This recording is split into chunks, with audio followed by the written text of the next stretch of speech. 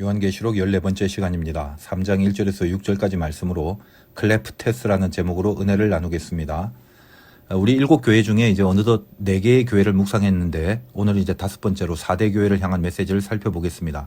앞에 4교회, 에베소, 서머나, 버가모, 두아디라, 그 교회들이 장점도 있고 단점도 있고 그랬는데 그 교회들을 향한 일종의 경고들이 전부 다 뭐냐? 다 외적인 공격들을 조심하라는 메시지였죠. 에베소는 니골라당, 서머나는 사단의 회당, 버가모는 발람의 교훈을 받는 니골라당, 두아디라는 자칭 선지자라는 이세벨, 전부 다 외적 공격 아니겠습니까? 그런데 4대 교회부터는 밖에서의 공격이 아니라 안으로부터의 무너짐, 그것을 경고하고 있습니다. 실은 안에서 무너지는 것이 더 겁나고 두려운 거 아니겠습니까? 역사적으로 거대 제국들은 외부 공격으로부터 무너진 적이 없습니다. 전부 안에서부터의 분열이었죠. 거대 로마도 마찬가지였습니다. 오늘 4대 교회도 그런 경고를 메시지로 주고 있습니다. 안에서부터의 자체 붕괴를 초래하는 영적인 실패가 있다라고 하는 거죠. 4대라는 곳은 고대 리디아 왕국의 수도였던 도시입니다. 리디아가 어떤 나라냐 그런 거는 알 필요는 없습니다. 이제 고대 국가 중에 하나인데 그냥 그 지역이 소아시아, 지금의 터키 남서쪽 그쪽이 전부 다 리디아였거든요. 우리가 다루고 있는 7교회는 거의 다 이제 고대로 치면 이 리디아라는 나라 안에 있는 겁니다. 7교회를 시작할 때 여기 7교회가 다 비슷비슷한 위치에 있는 소아시아의 교회라고 했습니다. 하여간 4대 교회에 대한 그 역사적 배경이나 설명들을 하려면 내용이 참 방대한데 메시지에 필요한 부분만 참고로 하고 가겠습니다. 원래 황금의 도시라고 불리워질 정도로 풍요로움이 있었습니다. 특별히 그 지정학적 위치가 참 좋았는데 앞에는 피톨루스라는 강이 흐르고 뒤에는 투몰루스라는 산이 있습니다. 강에는 금이 많이 채굴되어서 상당히 부유했고 뒤에 있는 산은 천연의 요새가 돼서 난공불락의 지역이었습니다.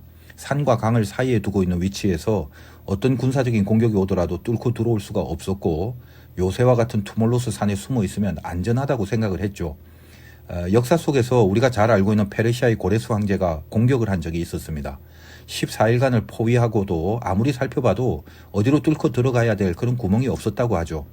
4대의 왕과 백성들도 싸울 필요가 없는 거 아니겠습니까? 적들이 들어올 구멍이 없으니까. 그래서 입구 쪽에만 군인들을 매복시키고 아주 해이하게 지내고 있었답니다.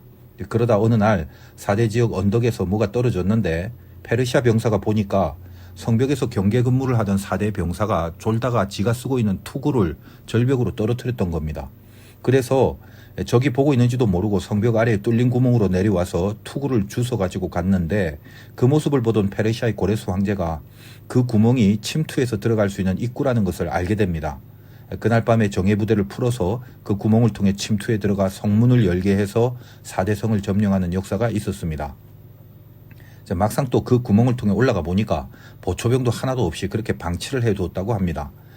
고레스는 이 4대를 향해서 너희들은 살아있는 것이 아니라 죽은 목숨이다 라고 했다는데 오늘 본문 그 1절 뒤에 네가 살았다는 이름은 가졌으나 죽은 자로다, 이 메시지를 저들이 들었을 때 얼마나 실감나는 전율을 느꼈겠습니까?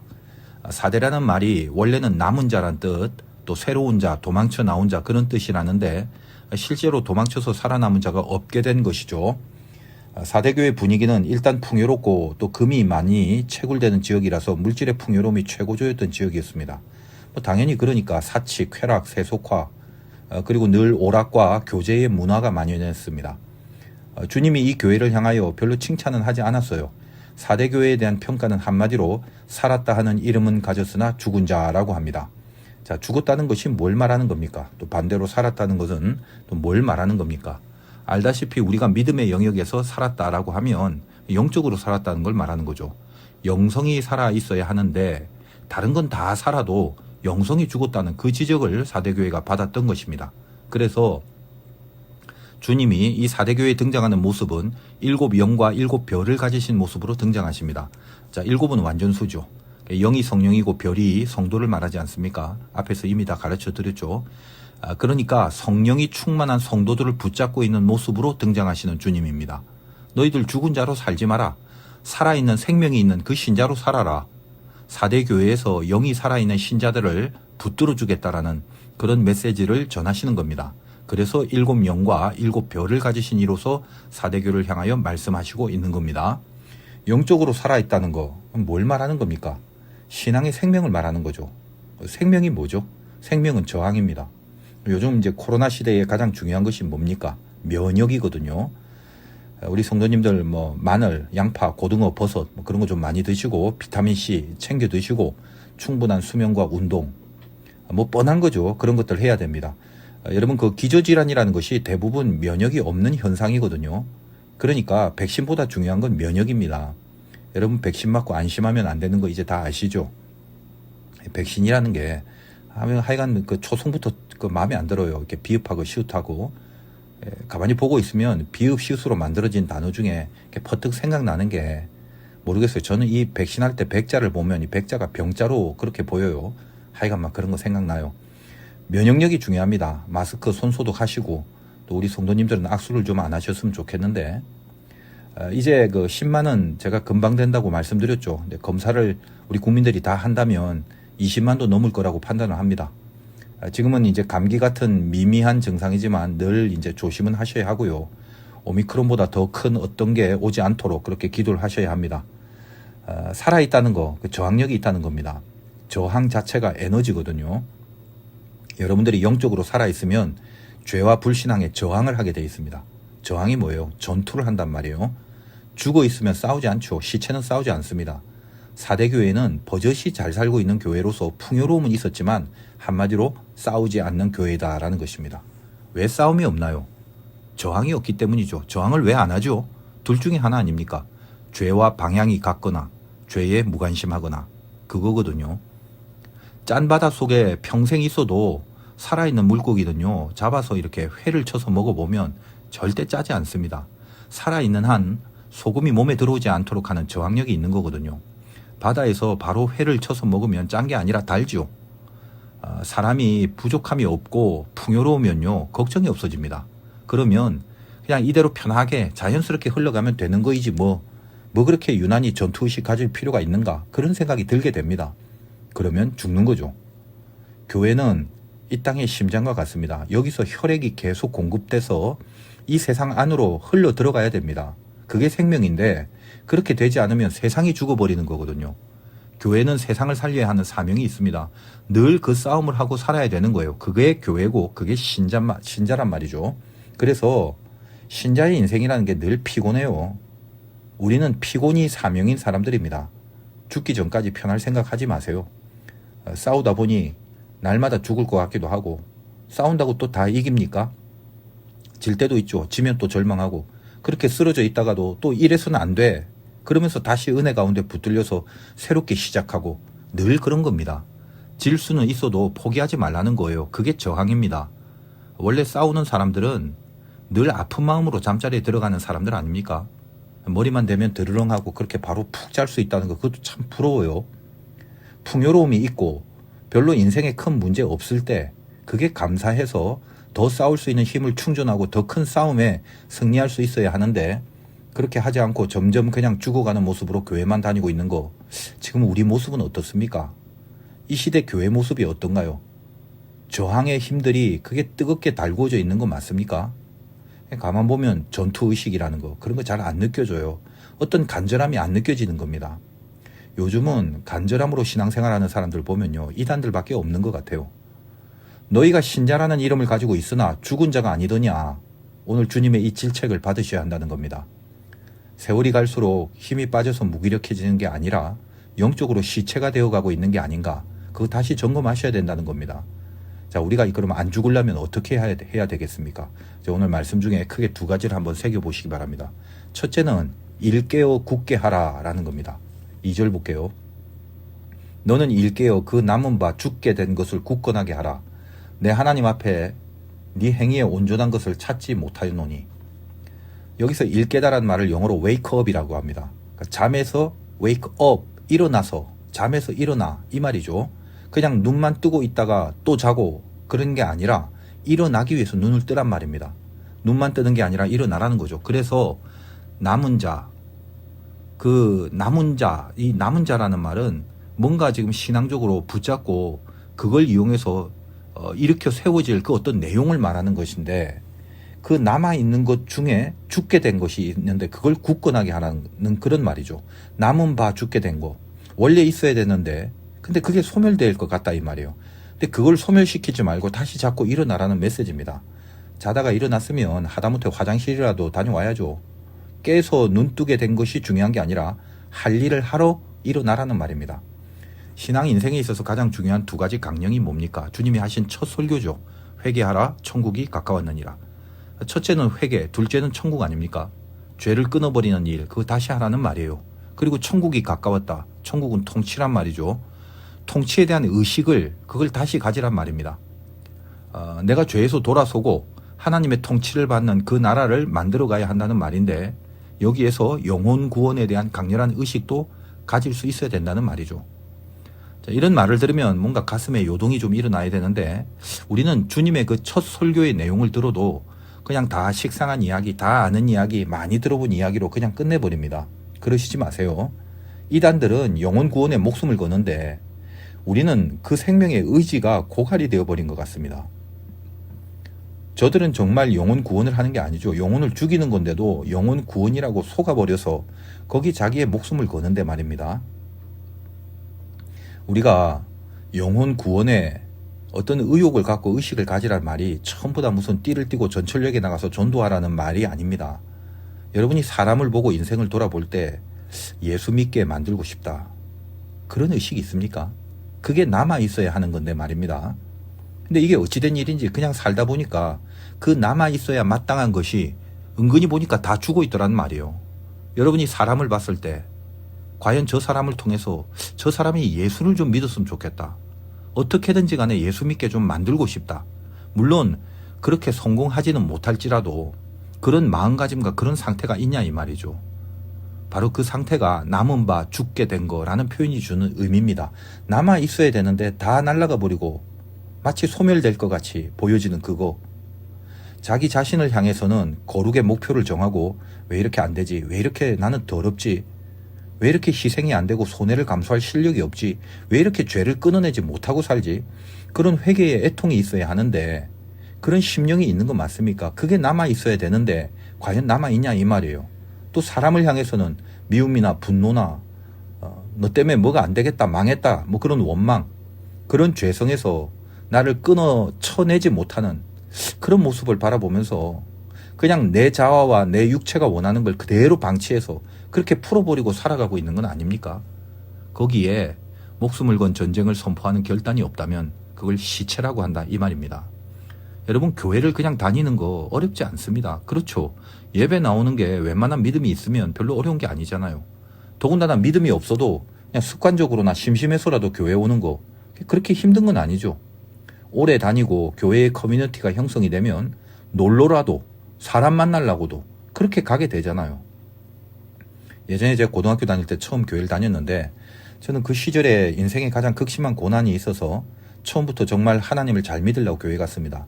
뭐 수요 예배, 금요 예배, 때론 새벽까지, 당시에는 금요 철야가 완전히 그냥 밤을 다 새는 그런 기도였는데, 그런데도 거의 모든 예배를 잘 나갔습니다. 나가면 늘 눈물이 나고 또 기도를 하면 1시간 정도는 금방 지나가고 기도하는 그 시간이 늘 마음에 기다려지고 그랬거든요. 근데 저하고 동일한 횟수로 교회 오는 친구가 있었어요. 처음에는 저 같은 마음인 줄 알았는데 알고 보니까 학교에서는 거의 난장판으로 살고 있는 문제아이였습니다. 근데 어떻게 저렇게 교회를 열심히 오나 참 의아했어요. 알고 보니까 그 교회에 마음에 드는 그 여학생이 있어갖고 그 여학생 보려고 빠짐없이 교회를 오는 거였답니다. 이게요, 애들이니까 그 애들 예화처럼 들릴지 몰라도요, 가만 생각해보면 우리가 교회에 오거나 지금 온라인으로 드려지는 예배나 마찬가지지만 도대체 어떤 본질적인 간절함을 가지고 계시는지 이거 생각해 봐야 한다는 겁니다. 그 남은 바 죽게 된 거 분명히 있는데 그거를 죽이지 말고 굳건하게 하라고 하십니다. 다시 말하지만 그 남은 바, 즉 남아 있어야 할 그 본질적인 내용이 이제 죽어버리게 된 건데 그거 죽이면 안 된다. 다시 굳건하게 붙들어라. 그 말씀을 하시는 겁니다. 그게 일깨어라는 말이에요. wake up 이라십니다. 주님이 우리들에게 wake up, 일어나, 일깨어라 이렇게 얘기합니다. 만약에 우리가 wake up을 안 하면 그러면 뭐라고 하시죠? 2절 끝에 보니까 내 하나님 앞에서 내 행위에 온전한 것을 찾지 못하였노니, 내 하나님 앞에 네 행위에 온전한 것을 찾지 못했다고 그렇게 말합니다. 자, 우리가 교회를 다니고 모든 그 기독교적인 모습들이, 그 행위들, 심지어는 또 이렇게 드리는 예배조차도 온전한 것이 아니라는 그런 주님의 말씀을 지금 하고 계시는 거죠. 여러분의 내면을 깊이 한번 돌아보시기 바랍니다. 내가 예수를 믿으면 분명히 남아 있어야 할 그 무엇이 있는데 그게 죽어버리게 된 그런 것이 있는지 다시 보시란 말씀이에요. 왜 없겠습니까? 없으면 성경이 이런 말씀 안 하시겠죠. 무엇을 일깨워야 하는 겁니까? 많은 것들을 말씀드렸지만 요즘 같은 시국에 우리가 꼭 명심하고 다시 의식해야 할 것, 다시 깨워서 일어나야 할 그것, 눈만 뜨는 게 아니라 눈을 떴으니까 일어나서 가야 할 그것, 그 중에 영혼을 바라보는 의식을 그걸 다시 굳건하게 했으면 좋겠습니다. 예수를 믿게 하고 싶다. 예수를 잘 믿게 하고 싶다. 마땅히 남아 있어야 될 우리들의 신앙의 내용이죠. 사람을 향하여 저 죽어가는 사람들을 향하여 다시 이 마음이 좀 생겨지시기를 바랍니다. 얼마나 많은 사람들이 그냥 속수무책으로 죽어가고 있습니까? 예수 믿었던 사람들조차 교회 다녔던 사람들이라 할지라도 얼마나 지금 죽어가고 있냐 이 말이에요. 일깨어 일어날 수 있기를 바랍니다. 두 번째, 우리가 시체로 살지 않으려면 어떻게 해야 되나? 받고 들은 거 그거 생각하라 이 말입니다. 3절 보겠습니다. 그러므로 네가 어떻게 받았으며 어떻게 들었는지 생각하고 지켜 회개하라. 만일 일깨지 아니하면 내가 도둑같이 이르리니 어느 때에 내게 이르는지 네가 알지 못하리라.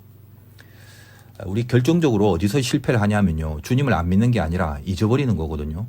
잊어버리는 순간엔 거의 실패하게 됩니다. 그런 죄성이 참 어쩔 수 없습니다.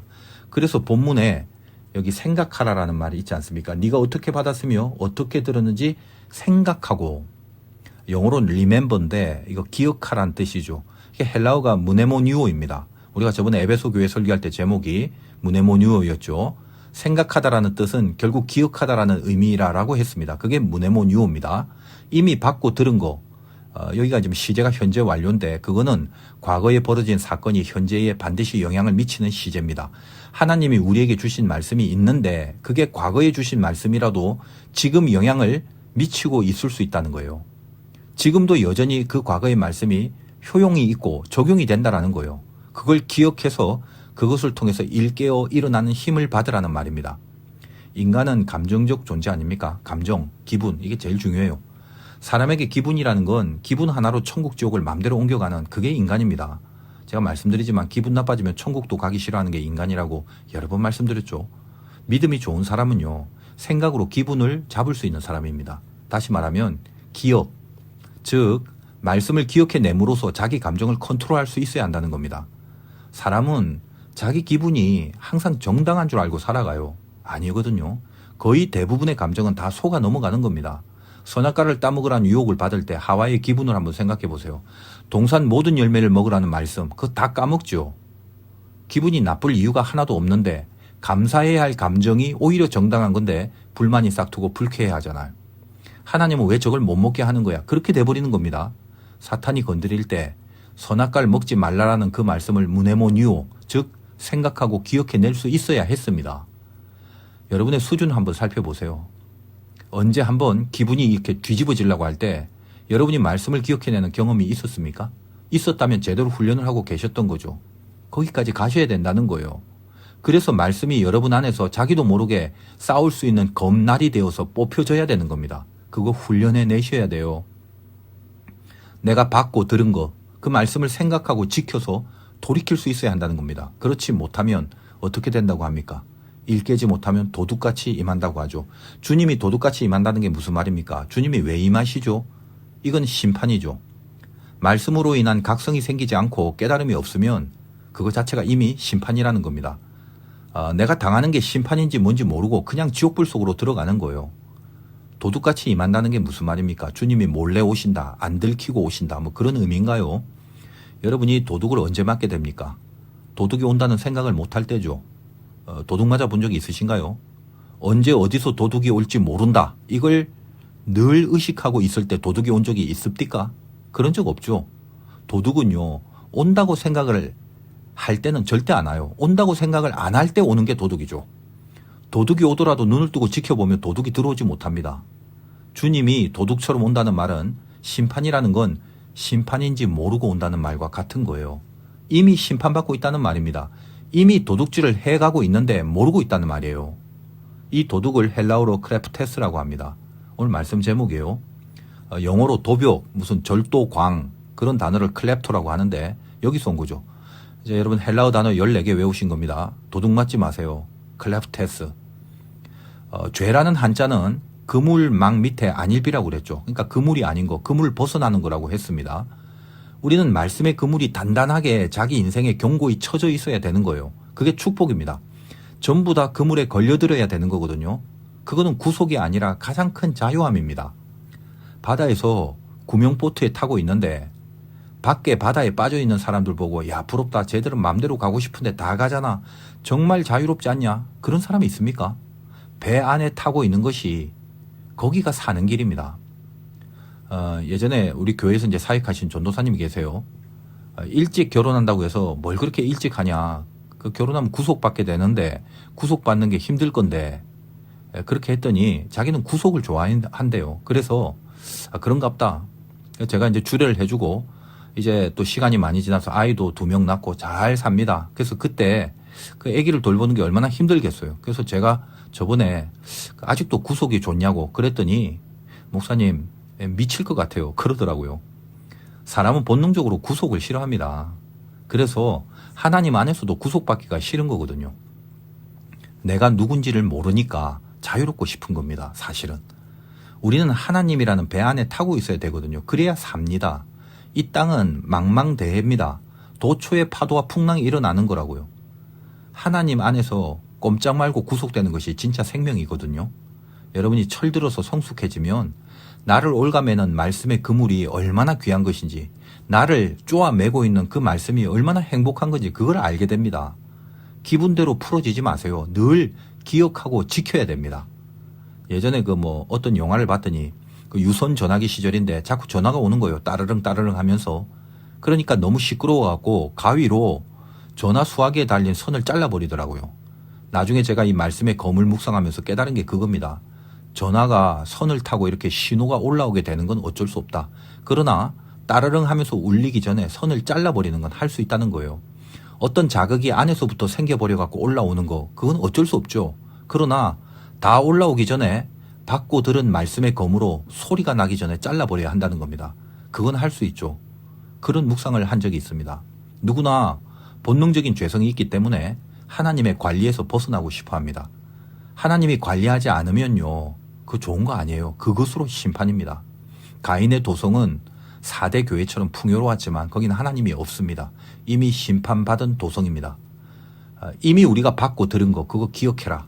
생각으로 판단하지 말고 감정으로 결정하지 마.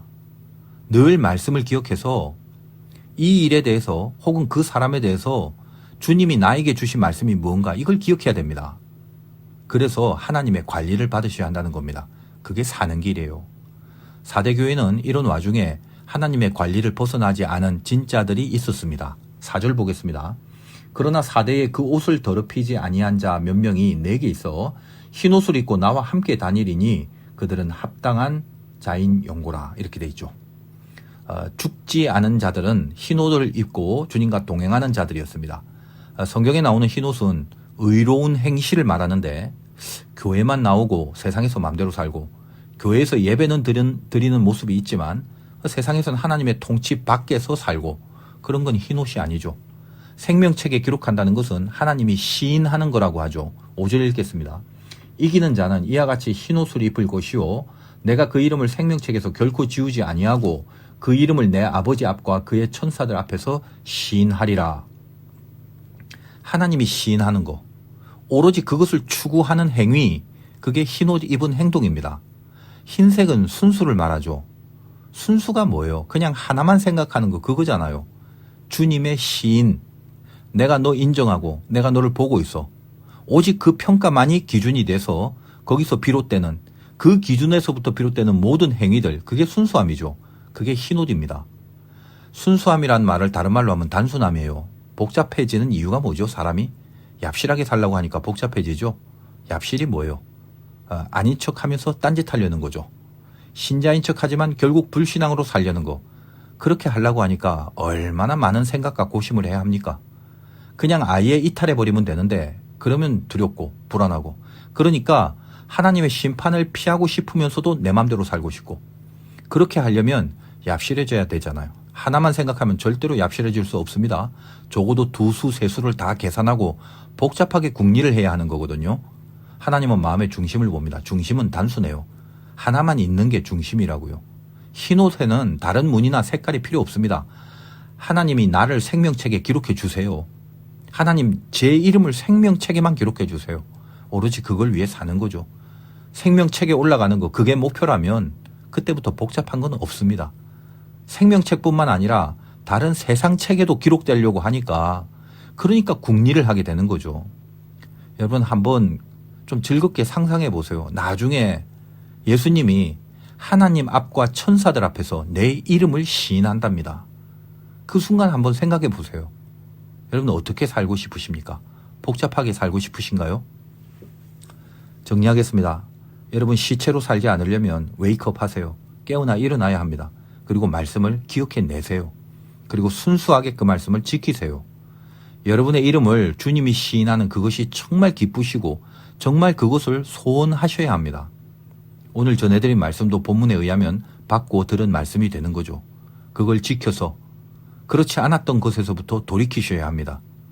주님이 피 흘려서 살려내신 여러분 아닙니까? 다시는 죽지 마시기 바랍니다. 눈을 뜨고 일어나서 다시 굳게 붙드시기를 주님의 이름으로 축원드립니다. 잠깐 기도하겠습니다. 우리는 교회를 다니고 예수를 믿고 살기 때문에 살아있다라고 생각을 하지만 차칫 우리는 살았다고 하지만 죽은 자다라는 그런 무서운 심판과 평가를 받는다면 얼마나 참 겁나고 두려운 일이 되겠습니까? 하나님 우리가 정말 시체로 살지 않기를 소원합니다. 4대 교회를 향한 메시지를 오늘 우리 가슴에 붙잡고 다시 웨이크업 할 수 있는 그리고 다시 한번 말씀을 기억해내서 모든 것으로부터 돌이키고 돌아서고 끊고 자르고 나아갈 수 있는 그 은혜와 결단들이 다시 한번 저희들에게 있기를 원합니다.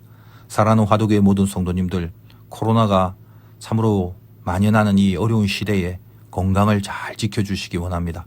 모든 가족들 다치거나 아픈 일 없도록 보호하여 주시고 지금 기도하고 있는 가정이 주의 성전이 되게 하여 주셔서 성령이 불처럼 보호하시고 운행하여 주시사 모든 나쁘고 악하고 죄스러운 곳으로부터 막아주시고 보호하시고 또 인도하여 주시옵소서.